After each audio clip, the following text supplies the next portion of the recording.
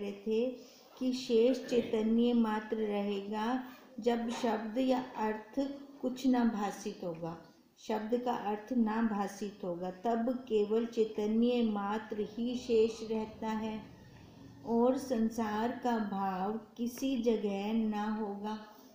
जैसे पवन जब तक चलता है तब तक जाना जाता है कि पवन है, और गंध भी पवन से ही जानी जाती है।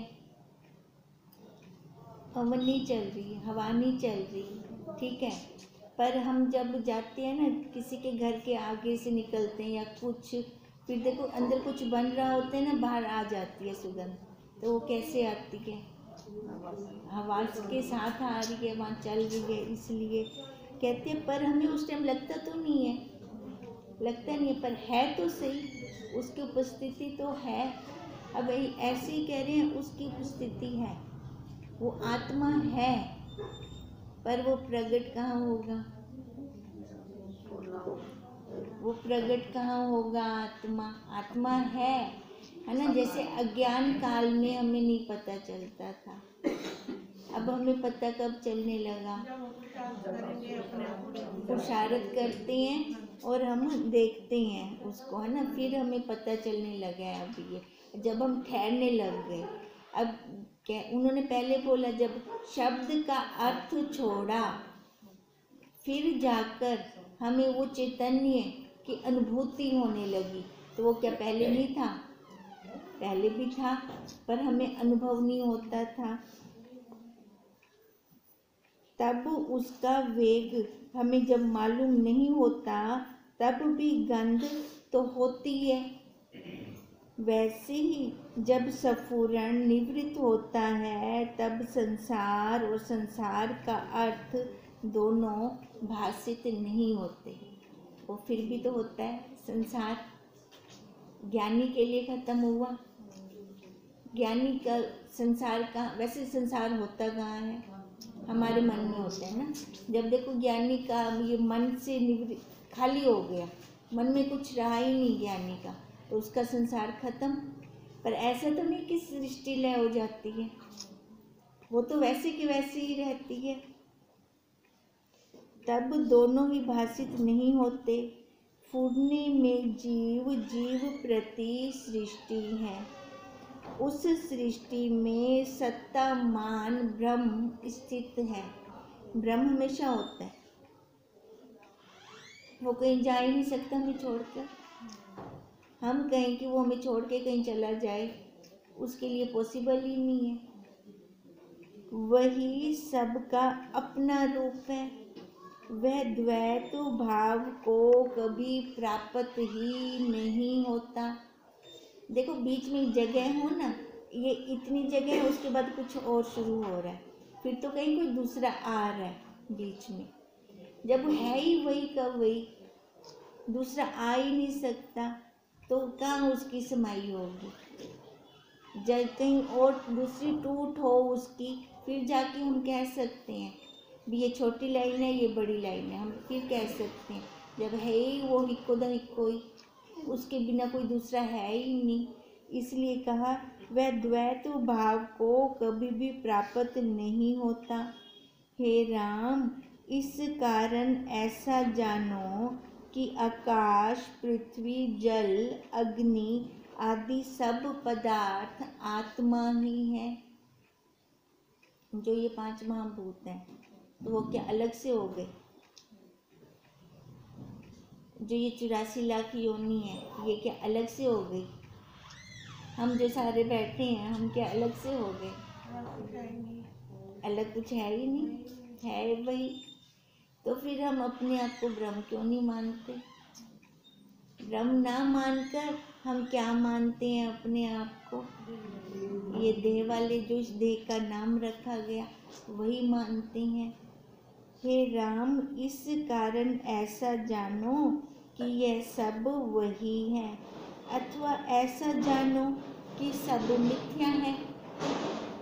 या विधि पक्ष से चलो या निषेध पक्ष से चलना तो है, क्योंकि हम यही चाहते हैं। इसके बिना हमें अब कोई दूसरा अच्छा ही नहीं लगता। तो वहाँ ये मंजिल है हमारी। अब इस मंजिल तक पहुँचने के लिए हमें दो रास्ते मिले हैं, एक निषेध पक्ष वाला, एक विधि पक्ष वाला। निषेध पक्ष से नेति नेति करते चलें, ये मैं नहीं हूँ, ये मैं नहीं हूँ, ये मैं नहीं हूँ, और विधि पक्ष से सारा वही है।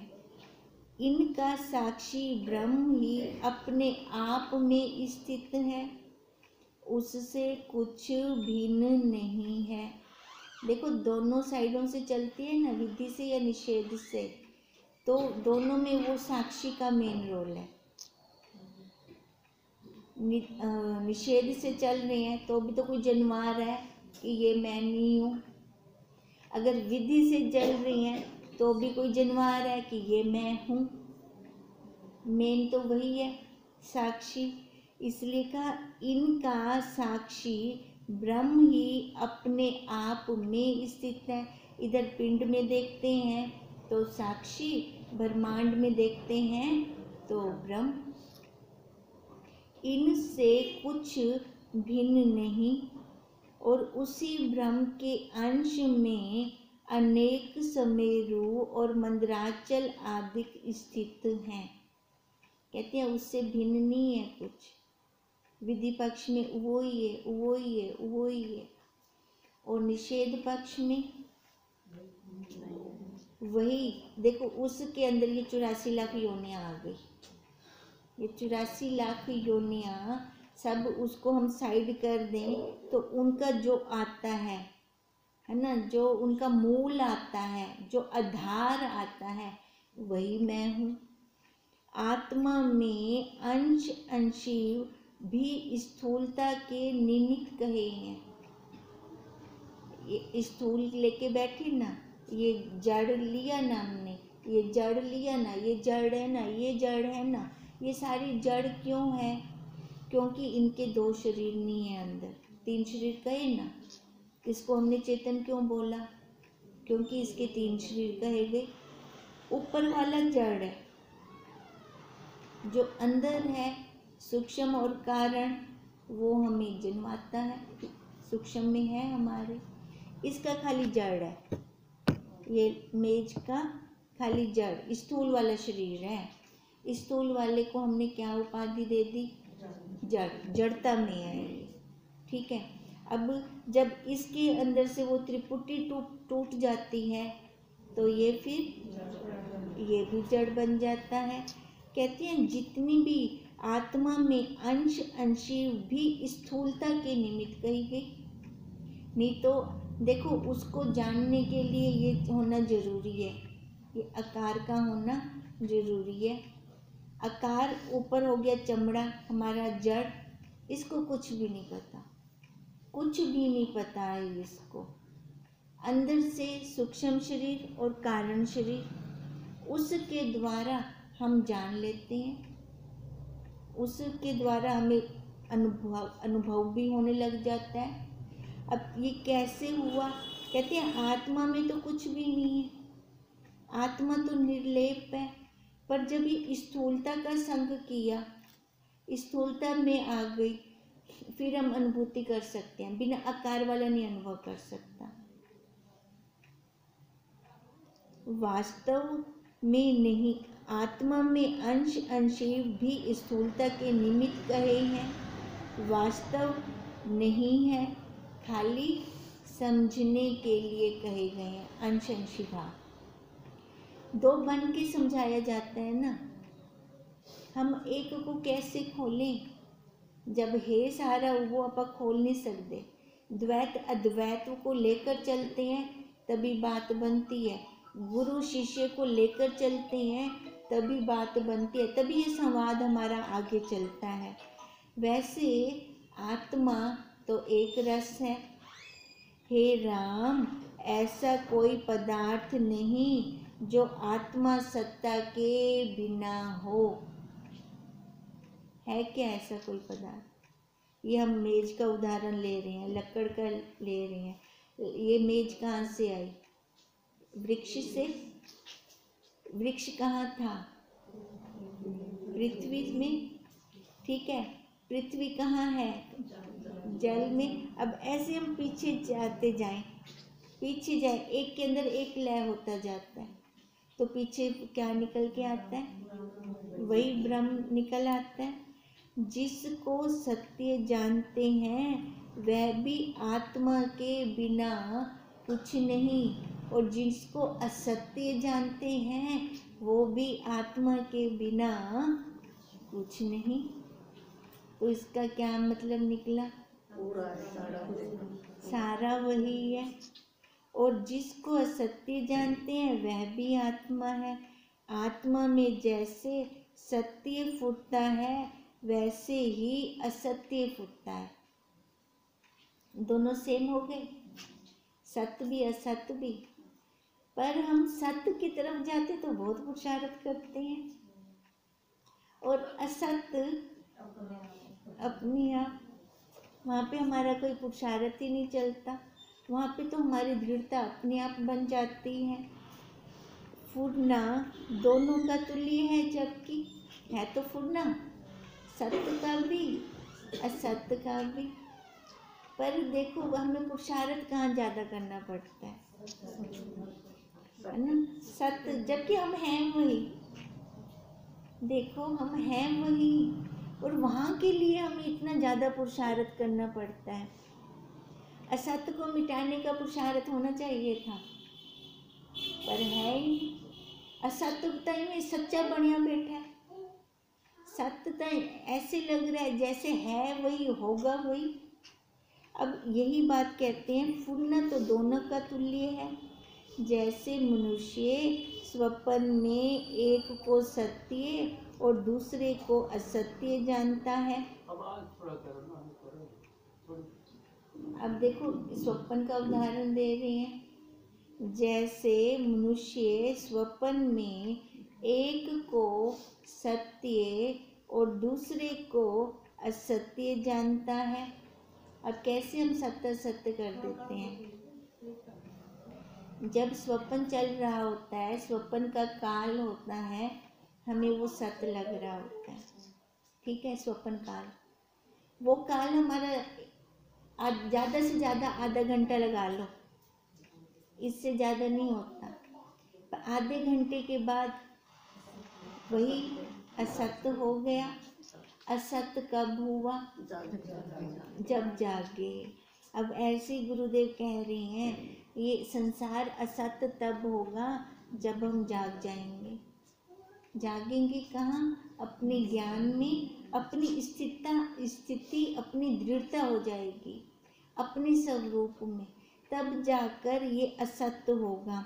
वैसे ही इंद्रियों के विषय होते हैं, उनको सत्य जानते हैं, पर वो होते क्या हैं? असत्य। सत्य तो नहीं होते। और आकाश के फूल और शस्य के सींग को असत्य कहते हैं। ये डिफरेंस क्यों? देखो, आकाश में सींग, आकाश में फूल और शस्य के सींग कहते हैं, उनको तो हम शुरू से असत्य कह देते हैं, पर इंद्रियों के विषयों को हम शुरू में असत्य नहीं कह पाते। देखो वो तो साथ के साथ चल गया, हमें पता है नहीं, ठीक है। जैसे बंदिया का पुत्र हमें पता चल गया है नहीं, है ना, वो साथ के साथ हमने रिजल्ट दे दिया उसका। पर यहाँ पर हम साथ के साथ रिजल्ट नहीं दे पाते, क्योंकि हमें पहले ये सच्चे लग रहे होते हैं विषय, विषयों का रस आ रहा होता है। इसलिए वशिष्ठ जी ने पहले कह दिया है कि जब तक ये संसार रस में लगेगा तब तक हम अपने स्वरूप की तरफ नहीं जा सकते। जब ये नीरस लगेगा फिर हम अपनी तरफ लौटेंगे। इसलिए ये फर्क रह जाता है। जो इंद्रियों के विषय हैं पहले हमें असत्य नहीं लगते, हमें सत्य लगते हैं। और जो ये आकाश के फूल और शस्य के सींग हैं, इनको हम कह देते हैं कि ये असत्य है। ये सब अनुभव से किया, हमने अनुभव से किया। ये अनुभव जो विषय हम नीरस लगे, इसकी अनुभूति इतनी देर से क्यों, है ना। जैसे उसका अनुभव, अभी आकाश में फूल है ही नहीं, साथ के साथ अनुभव हो गया हमें, हमने साथ के साथ अपना निर्णय दे दिया भी ये असत्य है। पर ये हमारे गुरुदेव ने तो हमें पहले से ही कह दिया था कि जितने भी इंद्रियों के विषय हैं ये सारे असत्य हैं, पर हमने वहाँ पर साथ के साथ अपना निर्णय नहीं दिया। क्यों? क्योंकि अनुभूति नहीं की थी। क्या पता केड़े विषय विच कोई आनंद शेष होवे, कोई सुख शेष होवे। उसी तलाश के लिए हम भटक के अब भी दृढ़ता हुई है कि नहीं हुई, है ना। अब मतलब इस शरीर की आयु पे नहीं जाना हमने तो अनुभव को लेना है, अनुभूति को लेना है। वो अनुभूति शरीर की कौन सी आयु में हुई, जिस आयु में हुई तो वो हमने पक्का मान लिया या फिर क्षणिक वैराग्य आया या पक्के वाला वैराग्य आया। जब तक देखो मैं पक्के वाला वैराग्य नहीं आता ना, तब तक लाउडे वेसु, तब तक फिर जाएंगे हम वहाँ पर। तो वहाँ भाव ये है कि आकाश में जो फूल है नहीं, असत्य है। ये असत्य तब समझ आएगा जब पहले विषय का जो है असत्य समझ आए, यही भाव है। आकाश वाले फूलों को असत्य तो हम पहले ही कह देते हैं, साथ के साथ अनुभव करके कह देते हैं, उसमें हम कुछ ज़्यादा टाइम नहीं लेते। पर जो इंद्रियों के विषय हैं इसको हम साथ के साथ अनुभव नहीं कर पाते कि ये झूठ है। इंद्रियों के विषय कब से लगे हुए हैं? जब से हमने होश संभाला इंद्रियों के विषय तब से लगे हुए हैं, और हमने देखा भी और समझा भी।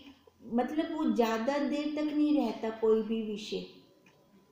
मान लो मेरे को कुछ चाहिए, पहले उसकी तड़प वो जैसे मिल गया फिर वो तड़प खत्म, फिर इतनी ज़्यादा उत्सुकता ना रही मेरे को उस विषय के लिए। तो जो वो पहले प्राप्त करने में था सुख था, अब प्राप्ति के बाद वाला सुख वो बराबर तो नहीं है, दोनों में फर्क है। ठीक है, तो इसका क्या मतलब, हमने निचोड़ फिर भी ना निकाला भी। ये जो सुख मैं चाह रही थी वो सुख मेरा शाश्वत नहीं बना रहा, मेरे को दुख आया कहीं ना कहीं से, किधर न किधर से, किसी न किसी के प्रति कुछ ना कुछ इसको लगा जिसको इससे दुख हुआ। ये अनुभूति कितनी बार हो गई होगी लाइफ के अंदर, शरीर के अंदर। तो क्या हमने ये सोचा उस टाइम, ये अनुभूति ये अपनी ली कि ये सारा झूठ है, ये मिथ्या था, मेरे को दुख लगदा पे? ऐसी अनुभूति तो ना हुई। ये तो फिर हमें गुरुदेव की शरण जब हम आए, वो भी तत्वज्ञ गुरुदेव की शरण जब हम आए, तब जाकर उन्होंने हमें कुछ ज्ञान दिया, कुछ क्या सारा ही ज्ञान दिया। जीने की कला भी उन्होंने सिखाई, नहीं तो हम तो सही ढंग से जी भी नहीं पा रहे थे। फिर जाके हमने एक बार विचार किया, जैसे गुरुदेव कह रही हैं वो सही है कि नहीं। उसकी देखो जब उन्होंने बोला उस काल में भी अनुभव नहीं किया, वो भी बहुत टाइम बीतने के बाद हमने अनुभव किया कि ये सब मिथ्या है। अब यही बात कह रही हैं कि आकाश के फूल के लिए हमने गुरु की जरूरत नहीं पड़ी उसको असत्य कहने के लिए। ये जो अपना हम करते हैं ना, ये अनुभूति कि ये इंद्रियों के विषय सारे असत्य हैं, इसके लिए हमें तत्वज्ञ गुरुदेव की जरूरत पड़ी। और पढ़ने के बाद भी हमने साथ के साथ उनकी बात नहीं मानी, साथ के साथ वो अनुभव नहीं किया कि झूठ है। अनुभव कब किया? जब खुद ठोकर खाई, ठोकर खाकर फिर हमने निर्णय निकाला। ये तो मेरे को गुरुदेव पहले ही आख दिया, अगर मैं पहले ही छोड़ देंदी ये सारे तो ये ठोकर ना खाऊंगी कौन थी। अब इसलिए तो उन्होंने कहा कि ये सब अनुभव से हमने अनुभूति ली है, अनुभव से हम जगे हैं। इससे फिर क्या हुआ, आत्मा अनुभव रूप हुआ। दिखा तो नहीं ना, दिखा हमें फिर भी नहीं, विषय हमें झूठे जरूर लग गए, असत्य जरूर लग गए, पर वो हम आत्मा को देख तो ना पाए, अनुभव तो लिया। जब हमने अनुभव, देखो विषय जब हमें झूठे लगे तो अनुभूति अपने स्वरूप की आई, वहाँ मैं डूबती हूँ तो मेरे को बहुत आनंद आता है, वहाँ मैं ध्यान समाधि में जाती हूँ तो मेरे को बहुत आनंद आता है। पहले अनुभूति तो यही लेंगे हम, जब ये वाली अनुभूति ली तब फिर और इच्छा हुई कि ये अनुभव, ये वाली अनुभूति खाली वो 1 घंटे की 2 घंटे की ना रहे, ये अनुभूति, ये वाला आनंद मेरा चले, सारा टाइम वही चले। अब और गहराई में गए, फिर और गहराई में जाकर फिर हमने इन विषयों को छोड़ना शुरू कर दिया। पहले तो उस ध्यान समाधि वाले काल में छोड़ा हमने, फिर हमने वैसे ही इनको छोड़ना शुरू कर दिया। अब जैसे जैसे हम इनको छोड़ते गए वैसे वैसे आनंद हमारा बढ़ता गया। आनंद जो बढ़ा तो हमें लगा कि मैं तो वही रूप हूँ, मैं वही आनंद स्वरूप हूँ। अब ये कैसे अनुभव किया कि मैं वही आनंद स्वरूप हूँ? विषयों से तो नहीं किया, नहीं ना, विषयों को छोड़ा, छोड़कर फिर किया। और जब किया तब लगा ये तब पहले ही मेरे को नहीं है ना, तब मैं देखती कहना पियम, बस मैं देख नहीं रही थी उसको, ये चीज़ मेरे पास पहले ही थी, ये वस्तु मेरे पास पहले ही थी, पर मैं देख ही नहीं रही थी, मैं देखा रही थी बाहर विषयों को, इंद्रियों के विषयों को देख रही, तभी ये मेरे को दिख नहीं रही थी, क्योंकि दृष्टि वहाँ थी, था हृदय वाला क्यों में दिखी है। अब दृष्टि वहाँ से हटाई, इधर देखना शुरू किया तो वो आनंद आने लग गया। तभी कहा, थोड़ा सा ना सूक्ष्म अर्थ बताओ कि रस जो लेते हैं, रस लगता है, आता है, ये रस जो है ये रस है या ये रस कौन सा, किसकी बात कर रही हो? विषय के रस जो है, जो विषय के रस है, ये अभी तक इसकी अनुभूति नहीं हुई। जहाँ वासना होती है तभी तो विषयों के रस की तरफ जाते हैं, जब वासना ही ना होगी तो हम विषयों के रस की तरफ क्यों जाएंगे? वो पिछला जो है वासना संस्कार जो है, आपने का संस्कार है तो व्यवहार है, तो वासना से ही तो व्यवहार हो रहा है या रस आता है, हम लेते हैं, तो ये पिछला है, जैसे हम बार बार कहते हैं अब का हम बना रहे हैं रस या पिछला है, ये उसमें थोड़ा जो वासनाएं हैं वो पीछे की हैं हमारी, जो वासनाएं हैं वो पीछे की हैं हमारी, यही रस स्वाद ये नहीं है, जो वासनाएं हैं वो हमारी पीछे की हैं।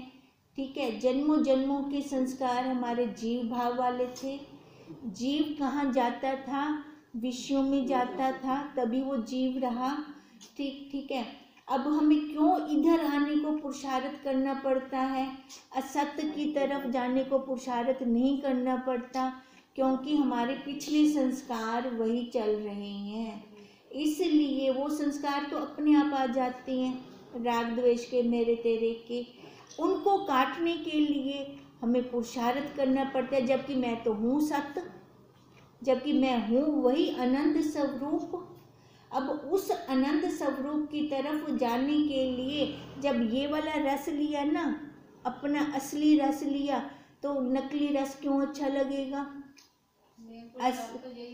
असली रस को बढ़ाने का ही हमारा पुरुषार्थ है, पिछला पुरुषार्थ नहीं है, वो अपने आप आया है, असली रस को बढ़ाने का पुरुषार्थ है, ये अब हमारे क्रियमाण कर्म है, असली रस को बढ़ाना ये हमारा अब का क्रियमाण कर्म है। जो पिछला हम करके आए थे तब हमारा स्वतः इंद्रियां विषयों में जा रही थी, ठीक है, और कुछ हमने अच्छा किया होगा, पिछले जन्म का कर्म कुछ अच्छा होगा कि जल्दी जल्दी क्लासें पूरी करके हम लास्ट क्लास में आ गए हैं, यहाँ बैठ गए हैं।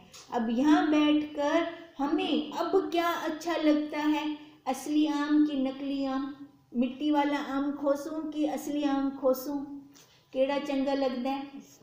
असली खाएंगे ना, तो मिट्टी वाला आम क्यों लेना चाहेंगे? अब तभी वो उन्होंने कहा कि ये अनुभव रूप है, क्योंकि दिखा फिर भी नहीं, दिखा मैं फिर भी नहीं। सोने का सेट ले आई, वो मेरे को दिखा सोने का सेट, पर उसमें मेरा मन रुका नहीं। 4 दिन के बाद उसको सांभने की भी झंझट और गालियां भी सुनी पतिदेव से, और सांभ को मैं क्या करा, देखो ही रट लगी पिएगी नर्दी। अब देखो वो आनंद तो ना आया, टेंशन बढ़ गई ना।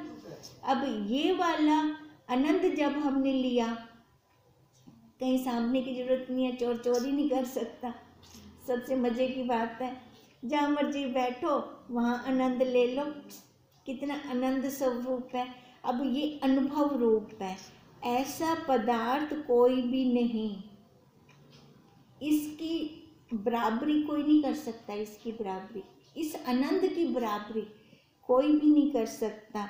जितना भी है आत्मा में ये सारा असत्य है, जितना भी है, जितना भी इन आंखों से देख रहे हैं हम, सारा झूठ है, मिथ्या है, मिथ्या है, मिथ्या है। इस पे दृढ़ता कर ले, क्योंकि सारा आपा को इकट्ठे करण ओसे कहना, ऐसे कह के चल पड़ेंगे ना तो जल्दी पहुंच जाएंगे। कहते हैं जितना भी है आत्मा में असत्य है, जो कुछ पदार्थ भासित होते हैं सो सब स्फुरने से हुए हैं। क्या सत्य और क्या असत्य, सब मिथ्या और स्वप्न के सत्य और असत्य की तरह है। क्या कहें हम, क्या सत्य थे क्या असत्य, किसको कह ही नहीं सकते। असत्य इसलिए नहीं कह सकते क्योंकि सारा उसी से निकला है, ठीक है। उसके लिए दृष्टि चाहिए, दिखे हमें अपना साक्षी, इतनी दृढ़ता चाहिए हमें, तब जाके हम कहेंगे असत्य भी वो है। अब वो वाली दृष्टि नहीं आती तो फिर इस हिसाब से चले। वास्तव में ना कोई सत्य है ना असत्य है, जो अनुभव से सिद्ध है सो सब सत्य है और अनुभव से भिन्न असत्य है, क्योंकि इसका तो खाली अनुभव ही हो सकता है। इसको हम ना किसी को दिखा सकते हैं ना खुद देख सकते हैं, सबकी अपनी अपनी अपनी अनुभूति होगी। किसी एक की अनुभूति दूसरी की अनुभूति से भी मैच नहीं होगी। किसी को कैसे आनंद आएगा, किसी को कैसे आनंद आएगा। नहीं, इसका भाव क्या निकला? भाव निकला यही कि सारा वही है, अपनी दृष्टि ठीक करो, अपनी आंख का ऑपरेशन करें, आंख का ऑपरेशन करके यहाँ ऑपरेशन करने आते हैं, अपना परहेज के नहीं रख दो आपा। नहीं वही है या ये भी मिथ्या है, ये भी ऐसे जैसे मर्जी चलो, अलग अलग आ रहा है, ये भी मिथ्या है, फिर अलग अलग क्यों आए? तो दृढ़ता होनी चाहिए, हाँ नहीं, दृढ़ता हो तो ये क्वेश्चन भी ना उठे, फिर ये क्वेश्चन उठते हैं तो अभी दृढ़ता नहीं है। तभी वो बार बार कहते हैं हमें, जैसे हम चल सकते हैं वैसे चले हम। ये सारा अनुभव से ही हुआ है। हे राम, तुम गुणातीत परमात्म स्वरूप में स्थित हो। वो छोड़ो ही ना सारे को, सारे चक्रण को छोड़ो, बस जिन्ना दिखता पे ना सारा झूठ है, इनको छोड़ दो। खाली अपने आप को देखो, अंदर अंदर अपने आप को देखते ना, हुंदे विच अपनी स्थिति बढ़ा। गुणातीत कहते भी गुणा ते ना बो, क्योंकि गुण कभी एक जैसे रहते ही नहीं। तो क्या कौन सा हम कहेंगे ओ मेरा लड़दी पी, उन्हें इन्ना सारी लड़ाई की मेरे नाल, लड़ू जी ओ मिठा बनते बोलन लग गई। हेकड़ी तो आप आखसो बहु लड़ाकी है, दूजी डी अपना अपनी डेफिनेशन चेंज थी। वैसे लग क्या आखना कहते मारो, कुछ हम कह सकते हैं? कह ही नहीं सकते।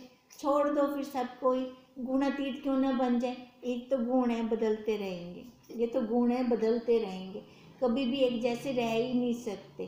तो इससे अच्छा गुणातीत हो जाएं और परमात्म स्वरूप में स्थित हो जाएं। इसलिए तो माता जी अरे तो ब्रह्म है, बार बार यो आख दें, परमात्मा है, परम आत्मा है, आपा होंदे उते दृष्टि टिकागी नु। हे राम, ज्ञानवान पुरुष भूत भविष्य वर्तमान तीनों काल में सम रहते हैं, उनको कुछ अलग से नहीं होगा। सम कैसे रह पाएंगे तीनों काल में? साक्षी साक्षी भाव से। जब अपने स्वरूप पर दृढ़ता होगी तब समता होगी। चाहे जड़ कुछ मर्जी अमदा पे चाहे वेंदा पे, कोई फर्क कहने। तभी वो कहते हैं, हे राम, ज्ञानवान पुरुष भूत भविष्य वर्तमान तीनों काल में सम रहते हैं। दसों दिशा, आकाश, जल, अग्नि आदिक सब पदार्थ उनको आत्मा ही दिख पड़ती है। आत्मा से भिन्न वो कुछ भी नहीं जानते। क्यों? क्योंकि उनकी दृढ़ता अपने स्वरूप पे होती है, जानकार होते हैं वो। ये सूर्य, चंद्रमा और तारे सब आत्मा है। यह विश्व आकाश रूप है, शुद्ध और निर्मल है। ऐसे ही मैं भी शुद्ध और निर्मल हूँ। शुद्ध और निर्मल उपाधि हम आकाश को देते हैं, क्योंकि वायु भी उसके अंदर है, धूल भी उसके अंदर है, फिर भी वो साफ के साफ किसी के साथ मिलता नहीं है ना, वैसे का वैसे निरोल रहता है। ऐसी ये आत्मा भी किसी के साथ मिलती नहीं है, वैसे की वैसी ही ये निरोल रहती है। ठीक है, हम जाके टक्कर मारते हैं, जीव में बैठकर टक्कर मारते हैं। यह विश्व आकाश शुद्ध और निर्मल है। आकाश में आकाश स्थित है, कुछ भी भिन्न नहीं है।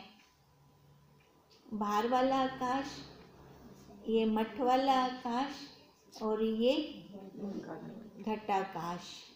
कहते हैं एक के अंदर एक, एक के अंदर एक स्थित है। हम इनको अलग अलग नहीं कह सकते।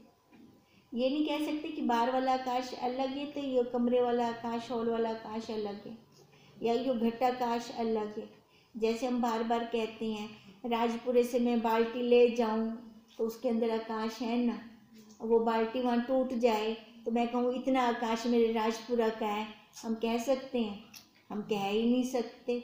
क्योंकि वो सारे एक के अंदर एक मिले हुए हैं, भिन्न कुछ भी नहीं है। जो तुम्हें भिन्न लगे तो मिथ्या जानना।